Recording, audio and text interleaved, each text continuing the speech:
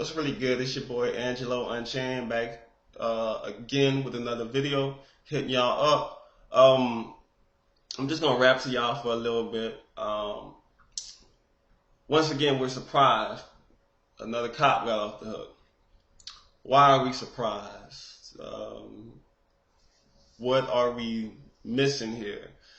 I'm hearing Negroes, same Negroes who's calling me crazy and whatnot for expressing my viewpoints and laying the foundation and blueprint for racism and white supremacy that we have been victimized by the last 500 years. Now all of a sudden they're up in arms once again. As always, open season for black boys, open season for black girls, open season for black men, open season for black women. You know, it's open season for us. But my query is this: when did open season go on vacation? When did it take a break? When did it take an administrative leave of absence? When did it stop over these last 500 years? When has black life ever been valued over these last 500 years? Not just in America, but worldwide. When? Was it 1863, 1865? Nope. Was it 1900? Nope. Was it 1920? Nope. Was it 1935, 1949, 1955, 1959, 1963, 1965? Nope. Was it 1968?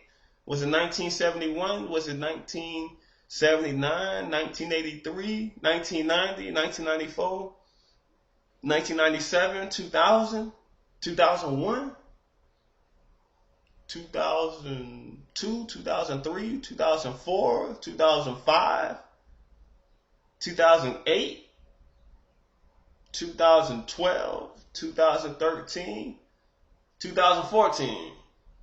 Hell nah. Everything that's going on now has been going on. The reason why it's being put more on blast is because of social media and the news. But the reason why we think all of this shit is new, or it's getting back like how it was in the 50s and the 60s, because one, we don't know our history. We have no clue about our history. We don't pick up a book. We don't like to read about our miseducation. We don't like to read about what our ancestors went through. We don't reverence some of the most profound and prolific sacrificers of our race. We don't know who Marcus Garvey is,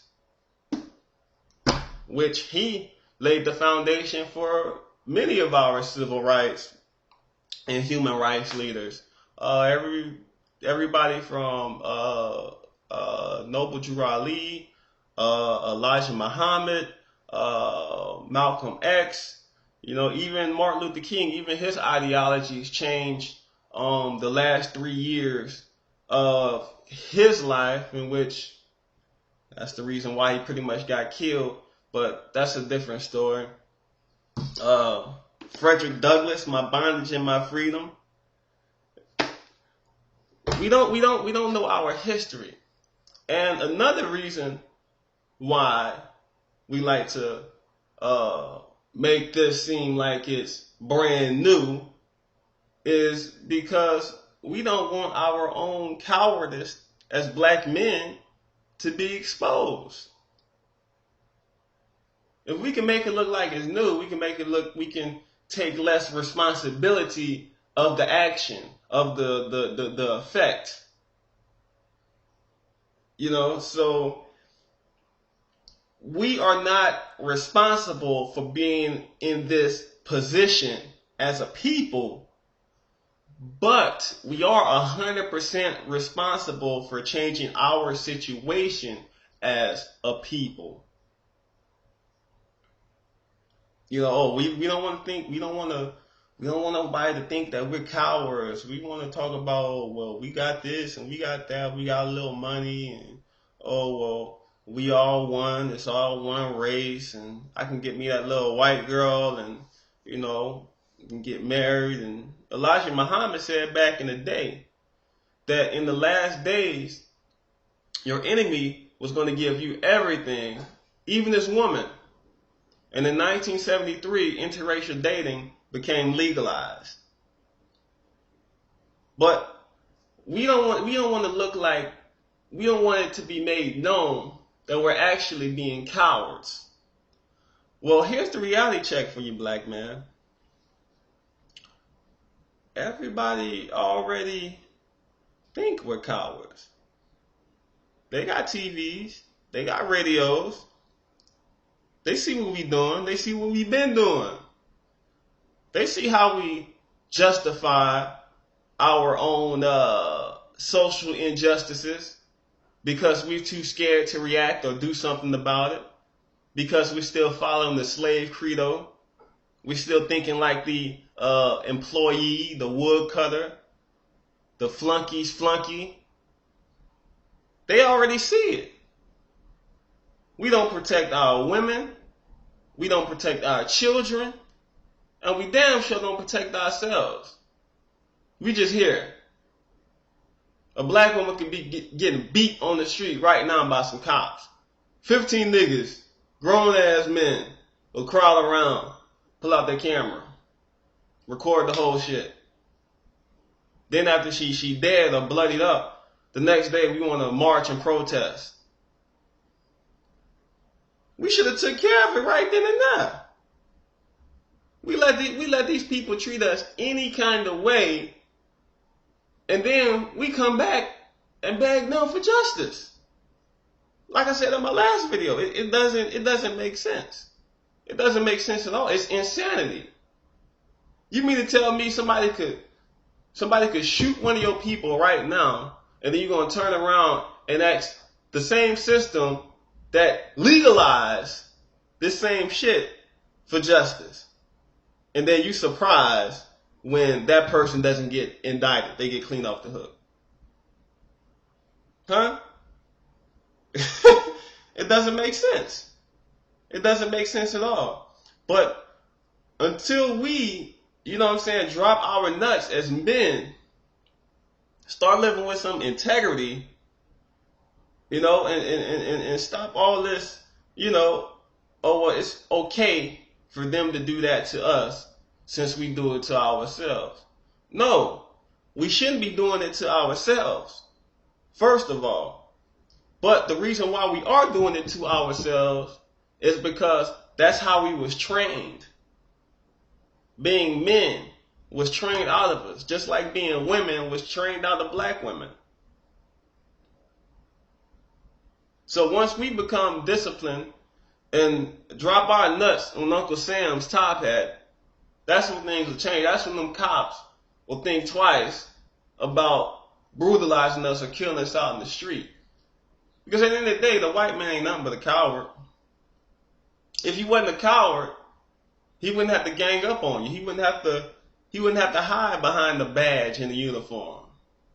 He wouldn't have to hide behind a legal system that he knows gonna let him off the hook majority of the time. He wouldn't have to. So if you know a man a coward, why would you be scared of him? And now it's to the point to where, hey, it's time out for being polite. I mean, they killing niggas like it ain't nothing. Without no gun, nothing. You ain't gotta, you pull out a piece of chapstick, they're gonna shoot you dead. So, like Frederick Douglass said, I'd rather die standing than to live on my knees. You might as well fight these cops back, because look at what they're doing. And we don't plan nothing. We don't come out with no type of organization. You know, what we should do, we should be boycotting.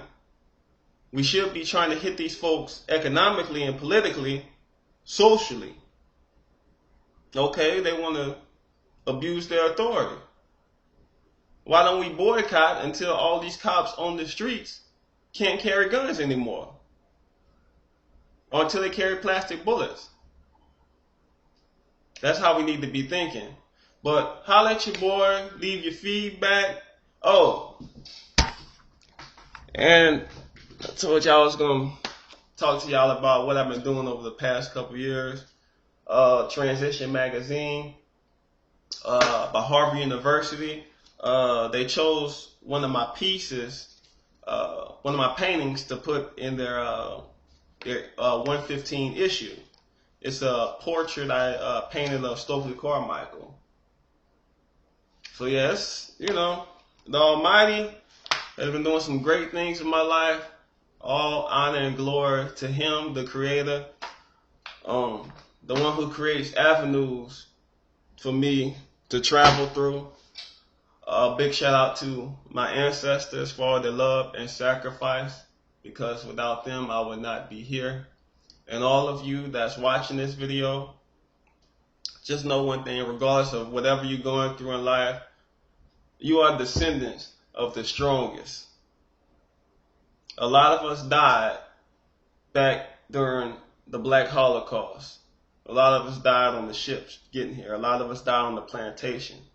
So for you to be alive right now, that means you were the descendant of the strongest, the boldest,